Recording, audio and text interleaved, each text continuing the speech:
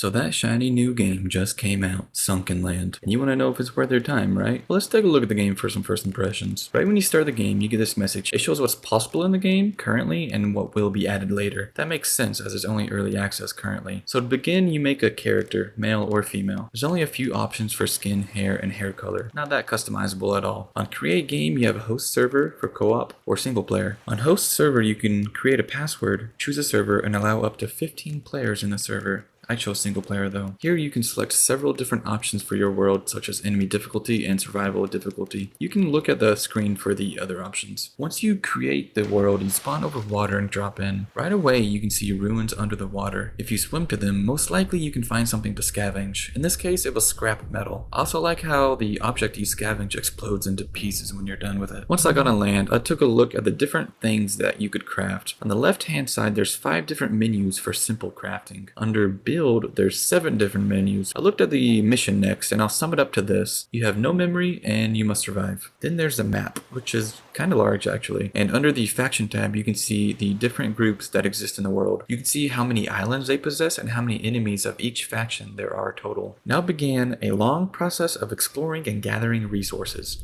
As I collected more and more crafting materials, I first began crafting a metal house. Now I don't play a lot of crafting survival games, so as I was busy looking for materials for my house, I completely forgot that I should have been focusing on weapons and food and survivability instead. So as I was dying of hunger, I became desperate for food. I went to a nearby island and died almost immediately from marauders. They had guns. When you respawn from dying, you're dropped into the ocean nearby where you died. I took a look at my inventory and I noticed I lost everything from when I died except for the items that you have in the quick use slots on the bottom. You also keep the clothing that you were wearing. And yes, I'm wearing a skirt, but that's because it's the only bottoms I found and it added 1 armor. It's not because I was feeling pretty. I swear. I immediately went back and tried to sneak attack an enemy, but this default stone hatchet you spawn with doesn't even come close to killing someone. I died again. So as I'm freezing to death in the ocean, I noticed some majestic flying fish. That's a glitch. After dying a few more times, I eventually craft a paddle boat. Why didn't I craft this before? I've been swimming everywhere. As more glitched fish swim in the air, I realize a paddle boat has its own chest, which is amazing. I've been low in space since I began the game. I did encounter a glitch with a paddle boat though. I couldn't get out of it unless I switched to the other seat first, which is weird. I'm sure these glitches will be cleaned up eventually though. I eventually tried going to another island. This time there were mutants on it. I did manage to kill one at least before I died yet again. At least these mutants didn't have guns. As I drove my paddle boat around, I found a trading outpost. There's all kinds of goodies here. Too bad I didn't find this place at the beginning before I lost a lot of good items I had. So the trading outpost works by trading, as in the name. There's no selling. You pick up what you want and then offer something to trade.